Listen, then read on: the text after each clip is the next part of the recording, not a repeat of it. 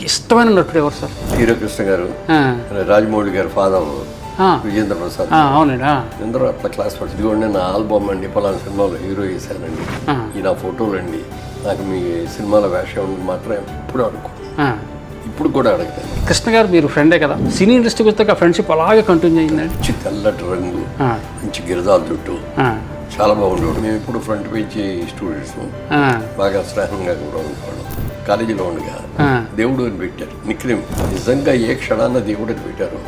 Cinema ఇండస్ట్రీలో చెప్పుకోవాలంటే నిజమైన దేవుడు ఎవరు అన్నట్టే హీరోల్లో కృష్ణ గారు.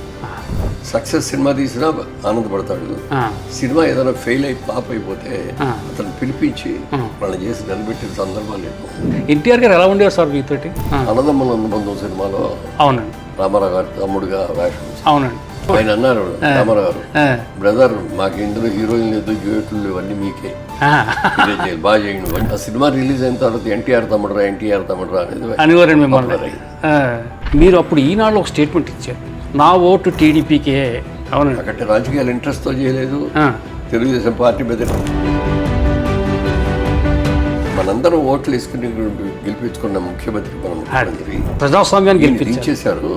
వాళ్ళే దించడానికి అందులో ఉన్నవాళ్ళే కొంతమంది మోసం చేసి జరిగింది. ఆంధ్రప్రదేశ్లో అభివృద్ధి, పవన్ కళ్యాణ్ గారి పాత్ర ఆయన మీద అరెస్ట్ చేసి ఆయన జైల్లో పెట్టారు గత ప్రభుత్వం. అక్కడ ఉండగా ఒక రోజున పవన్ కళ్యాణ్ గారు చూడటానికి వెళ్ళి ఆయనతో మాట్లాడారు. ఆయన కూడా అంతకుముందు అమరావతి నేను చేస్తాను, అమరావతి చెప్పిన వ్యక్తి ఆయన. అమరావతి కాదు, నేను వైజాగ్ మారుస్తున్నాను. అలా చేస్తే ఏంటంటే హైదరాబాద్ కాదు కూడా ఒక పెద్ద సిటీ అయ్యి ఇండస్ట్రీస్ వచ్చి.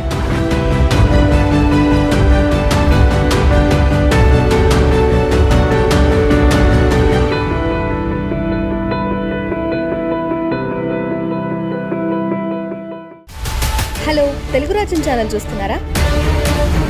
సామాజిక రాజకీయ జీవన చిత్రణే తెలుగు రాజ్యం. అతిశయోక్తులు అసత్యాలు ఉండవు. రాజకీయ కోణం కాదు, ప్రజా కోణమే కొలబద్ద. తెలుగు రాజ్యం వీక్షణ మీ ఉత్తమ అభిరుచికి నిదర్శనం.